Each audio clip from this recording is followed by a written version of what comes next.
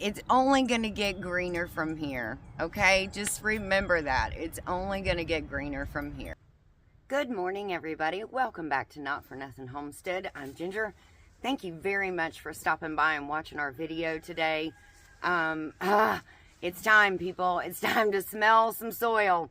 I love it. I love it. We got lots of empty pots around here, ready and filled with soil, ready to plant some of those plant starts that we already did. So we've had cabin fever, okay? All of us have. But we have already started some plant starts. But what I wanted to do today was I wanted to take you around and tell you and show you what, oh, my hands are disgusting, what has survived the winter. So I overwintered quite a few things. Didn't even cover them, nothing. So I want to show you what you can do. Now we got down to, I'm going to say the lowest we got was in single digits. Okay, so I left them, didn't cover them, didn't do anything. Thought we'll see what we see when it, comes to springtime, see what comes back. Some of the things I have done year after year after year. And they've done very well. Some of them were just like a trial and error type thing. So we wanted to take you on a little tour of what has been and is reviving and kind of show you what is coming up as well. All right, so let's get started. Let's go around. I'm ready. I'm ready for some spring fever. Here are two Italian oregano plants that I overwintered. They had lots of stuff growing out of it last year, and I propagated them last year. So from a larger plant that I have in the block garden. So I'm going to clean them up. I just gave them a deep water because they have been, again, overwintered, and they've done very well. Look at all of this growth that we have. But I've got these little sticks, and I'm going to cut these down. Again, I gave it a deep water. I let it sit in this tray with water, rainwater, for about, oh gosh, probably 20, 25 minutes. And so now we're just kind of bringing them back to life here, getting rid of some of the old stuff. It does really pay to overwinter some plants that you can revive. So here's this one. It looks fantastic. I love it. They both look really good. So I'm going to put them out in the sunshine, direct sunshine, and put them in rotation with other plants that we're going to start watering here pretty quickly. Spring is on the way. And this is a sage that I have. They're very hardy. Once you get that going and get it established, I mean, you can see I have it in a grow bag. I have not trimmed that back or anything. I have just let it go, and that's what it's doing. And once I trim it back and we get a couple of good rains, and we have had one, but just one, but a couple of good rains and some warm days, that thing is going to be good as new. It's going to be beautiful. This was the kale garden. Now, last year, this thing was absolutely packed from end to end, front to back, and this year, you can see over time, little by little, they've died, but look how long they got. That one right there ended up being really big, but well, not this one, because this one's kind of crunchy there. You can kind of see it just flaking away. That one's probably toast. But this one has some really soft new growth on it. So these leaves are kind of crunchy, but these are wonderful. This one has some new growth on the top of it too. So that one's going to be pretty good. I think I'll hang on to that one. And this one. Those two over there probably got to go. And that one and that one. They were so big, I put tomato cages around them because they were just falling everywhere. Yeah, these are all crunchy. Those are frozen solid. That's like kale powder now. But I have done some new plant starts for kale. So this will be filled with kale again this year later on. This is some chamomile that I planted last year, and it came up and then it like died back. These little things aren't it, but you can see that this stuff is all the chamomile. So I'm gonna have a good bit of chamomile in here. I hope.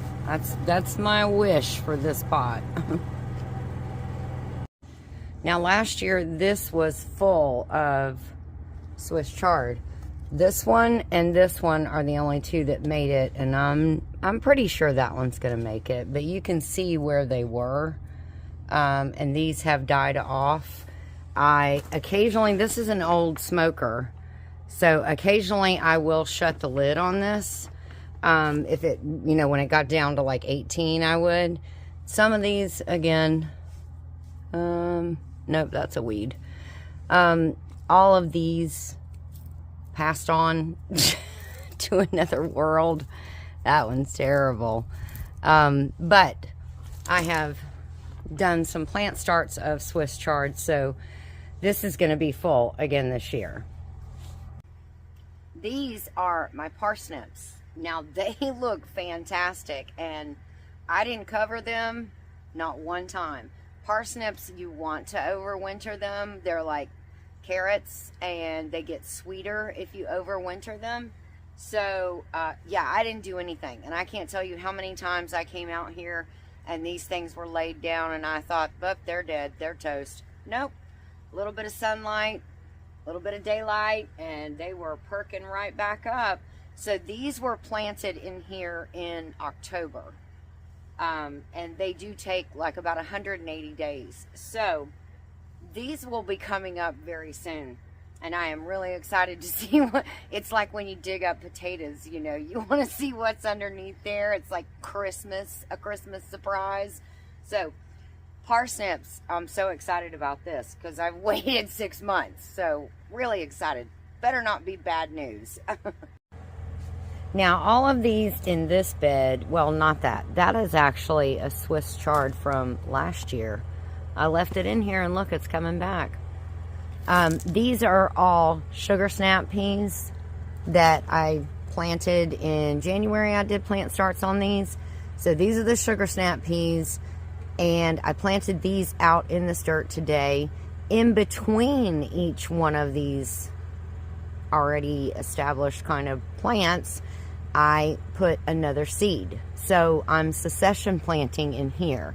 That way when these get up, they're done, the vine is spent, we'll already have new ones that are halfway up there as well. So I really like succession planting as well, because we love sugar snap peas, so I want to make sure that we have a ton of those for our salads and just for munching on. Over here in the block garden, all four corners. 1, 2, now you're looking right there. These are all chives. There.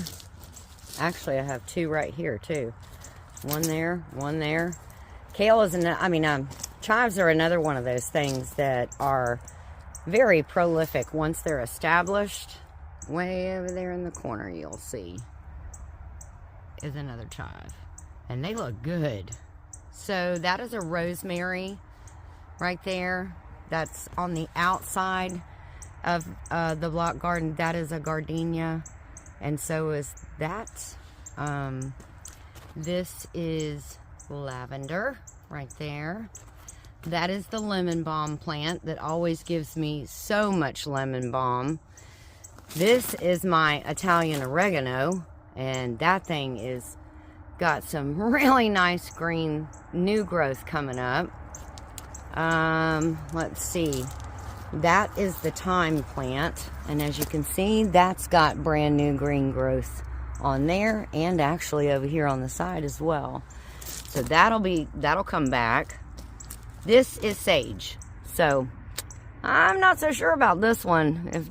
These are both sage. I'm not sure if these are going to come back or not. We'll have to wait and see. But there is another lemon balm, and you can see all the green. It's coming back. This thing has come back. This thing is like 5 years old. This one and the one over there, they're like 5 years old. So here, there's some rosemary. That's beautifully greening up too. Let's see what else is in here. Oh, that is a feverfew plant that I dug up. And then I just put the sticks, the main trunks, down in the ground. And look at all those new little babies that are propagating off of those sticks. Those are so awesome. So don't throw those old ones that are dying. Don't throw those plants away. Now you'll hear the rooster in the back as well. But here's the first 2 daffodils. Look, they're so pretty. That one's coming up. Now, these over here on the side will be daylilies. Those come up every year. All these are daffodils along here. And then we've got some more daylilies way over there on the side. So, but look how cute. Look how sweet that is. Isn't that just the sweetest thing? I love it. They're so pretty. This is my snowball tree. This tree comes back every year. It looks like it's dead, right? But look at these buds. They're all there. It's covered. It is just covered. So I'm going to have a ton of snowballs this year. And if anybody has a snowball tree, you know, they are absolutely beautiful. This thing's going to be gorgeous when it's full. And I'll show you when it's full. So that was everything that we overwintered. Very encouraged by a lot of the things that I saw that are going to be coming back up this year. A little worried about that sage plant over here in the block garden because it's looks like it might be done for. So, but we'll wait and see. You got to just give it a chance. Let a couple good rains come through, and then see what's going on. So I got my wind chimes going. I got a couple of flags I need to replace, so a couple of garden flags. They got quite beat up over the winter, so we had some strong winds, okay, for Georgia. We had some strong winds this winter. Anyways, guys, it's only going to get greener from here, okay? Just remember that. It's only going to get greener from here. So that's it for me here today at Not For Nothing Homestead with getting windblown again. Take care of you and yours. God bless, and we'll see you in our next video.